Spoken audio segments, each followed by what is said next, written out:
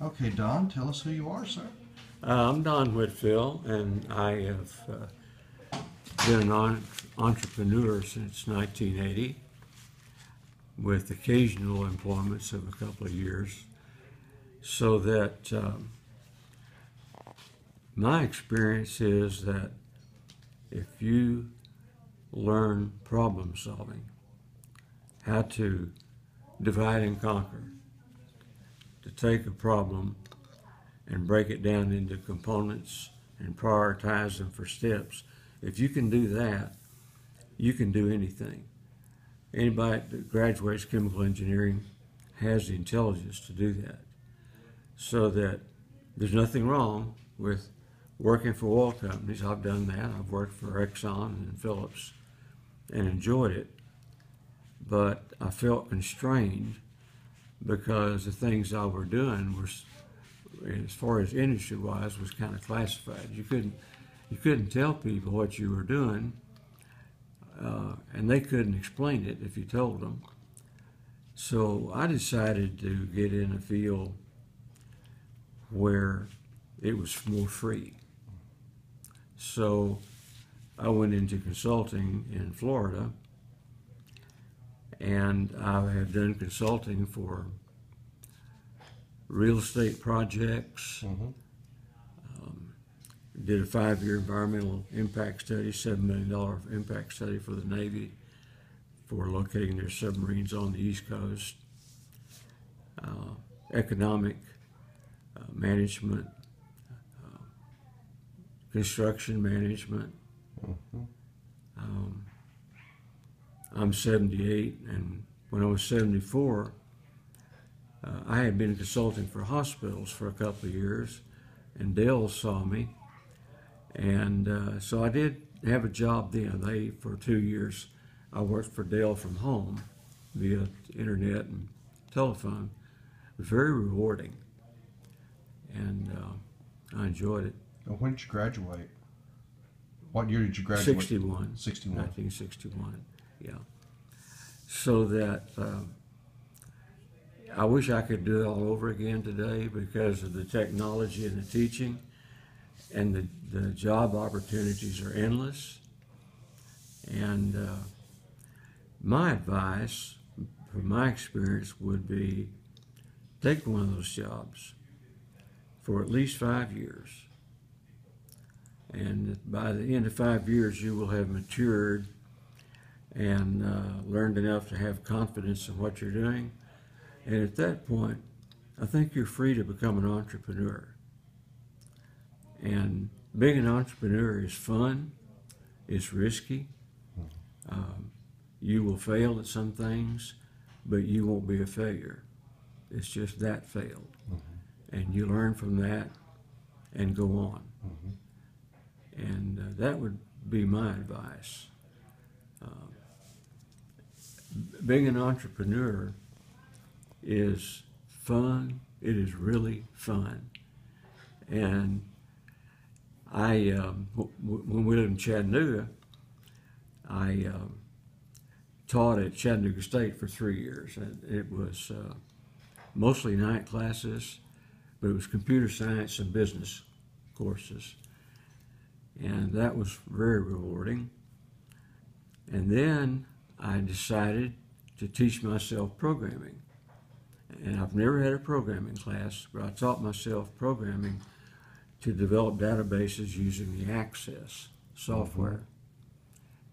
And because of my connection with the Chattanooga State, when someone called them about programming, they would refer them to me. So that was my marketing. And what I'm going to tell you is a little wild and crazy, but I got a contract with a carpet mill to develop programs for them, and it was database oriented. And I didn't know how. I knew how to program. I taught myself by that time, but I didn't even have the software I needed to do that job. So the dean at Chattanooga State invited me to accompany him to a seminar in Tulsa And the door prize, which I won, was the software that I needed.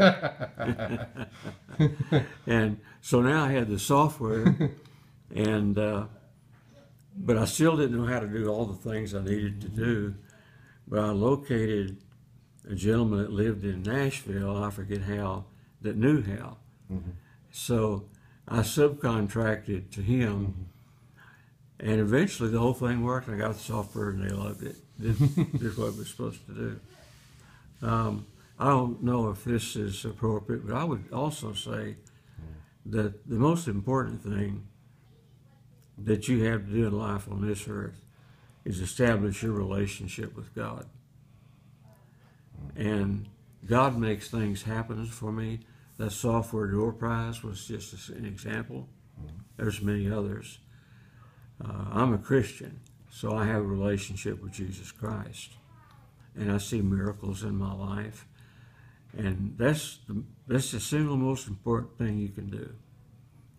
And when you get your degree, it gives you it gives you the opportunity to get a job. And when you find out real quick when you get your job is that you're doing stuff that they didn't do in college. You just got a ticket to get an entree. And so once you do that, what you've got to realize is that the person that manages your career is you. So that you need to realize that you always need to be learning and self-improvement and build your capabilities. And if you do that, you make your opportunities. You'll be prepared for them. And when I worked for Phillips Petroleum, we worked from 9 to 5 or 8 to 5, and at 5 you went home. And we'd visit my wife, have dinner, get the kids to bed about 8 o'clock, and then I would go back. And I'd work from 8 till midnight a lot of times. I'm talking about every weekday. And what I was doing was teaching myself economics, to use the mainframe computer, research, and it was my own university. So that might be extreme, but it prepared me so that when I jumped into I got tired of, I got fired twice for political things. And the last time I said, I'm tired of this. I'm just going to be my own boss. And that's what I've done since. I worked for the Choctaw Nation a year and a half, getting some technology implemented that they really didn't have network PCs. And so I designed a system and got the software from California. Like I told you, I worked for Dell a couple of years. So those were really jobs, but I got them because I was entrepreneurial and had the skills that they needed at that time. The preparation that I had done in self-teaching paid off on these things. And I did construction management, a job they told me would take 4 months. I used Microsoft Project and established the timelines and the critical path and when I needed to order things, where they would come in. I did it in 2 months. Now you mentioned something. You've had to rebuild yourself a few times, right? Yes, I have. One example was when I decided to go into a program, I invented a programmer from scratch. And I know computers. I stayed up as much as I could with computer technology. And so I invented myself as that, and that worked for Dell, and it worked for the Choctaw Nation. I love entrepreneurship. I'm starting a business right now of using technology and quantum mechanics. I can from home and have and are treating hogs in Iowa. And it's difficult to introduce new technology. because you meet that resistance.